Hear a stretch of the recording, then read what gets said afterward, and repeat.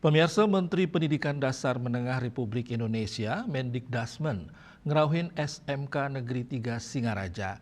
Sekolah puniki dados silih tunggil sani kerauhin, mawinan dados institusi pendidikan, sani molihang wantuan program revitalisasi saking pemerintah pusat.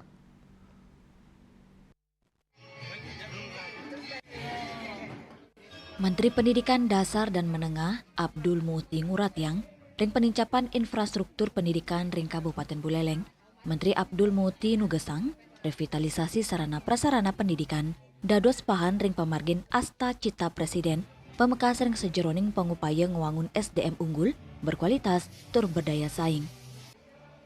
2025 alokasi anggaran untuk revitalisasi sebesar 16,9 triliun rupiah yang kami alokasikan pelaksanaannya untuk 16.167 satuan pendidikan di seluruh Indonesia.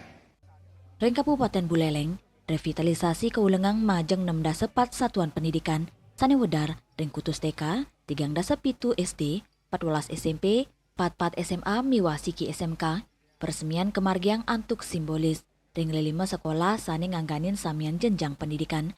Program revitalisasi puniki antuk mencikang sarana prasarana dasar, ring sajeroning ngewetuang kahanan melajar sani aman, sa mencikang ruang kelas sani rusak, sa ngawawahin kewentanan ruang kelas baru, SMK Negeri 3 Singaraja, utawi Sekolah Teknik Menengah STM, dado silih tunggil sani nerima revitalisasi satuan pendidikan, ring warse kali tali 6 likur. Kepala Sekolah SMK Negeri 3 Singaraja, Nyoman Nilon Mawasang, pungkuran, muatang mali pengupaya skadi inucap, mawinan, wangunan sekolah sani sampun tua. RPS, ruang praktek siswa teknik sepeda motor, dan 30 pintu toilet atau 5 unit. Gitu. Harapan ke depan kami itu adalah kami perlu rehab. Karena SMK Negeri 3 Singaraja ini bukan perlu gedung baru, tetapi rehab. Karena bangunannya itu kebanyakan bangunan tua.